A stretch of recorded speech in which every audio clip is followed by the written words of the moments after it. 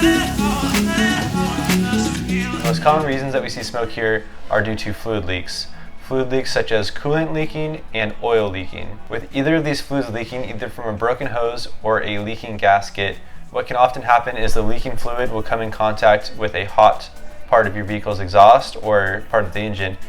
When the dripping fluid meets the hot metal of your exhaust, it will then evaporate, burn off, and release smoke. Two of the most standard areas that we see oil leaking on these cars from is from the valve covers and the oil filter housings. There are a lot of different areas they can leak from too, especially if your car is turboed. And for all those other areas, the same general rule of thumb applies. When oil is leaking and burning off, it will release white smoke and it'll have a certain smell associated with it.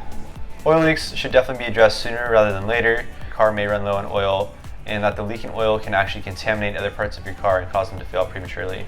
This is an oil pan gasket. Sits on the bottom of your engine. If they've been replaced by a cheaper quality part, they will not hold up as well. This is OEM, and we do everything OEM here with premium parts. You replace this once, you'll never have to pay for it again. The other reason that your car could be smoking from the engine bay is due to a coolant leak. Coolant that is leaking will appear more watery than oil.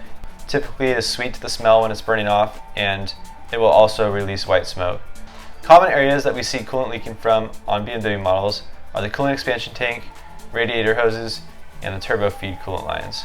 We have a quick video about turbo feed coolant lines here, and to show you an example, I have a radiator hose right here. So this is a radiator hose off of the BMW.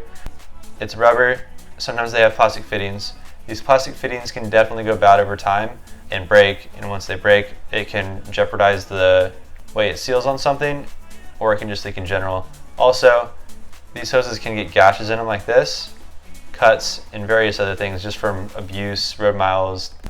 So if they're leaking, for example, this gash here, if this was a crack, and you had a hot exhaust down here, dripping down onto the hot exhaust, once the coolant hits the hot exhaust, it's going to burn, evaporate, and release white smoke. I actually experienced this firsthand myself.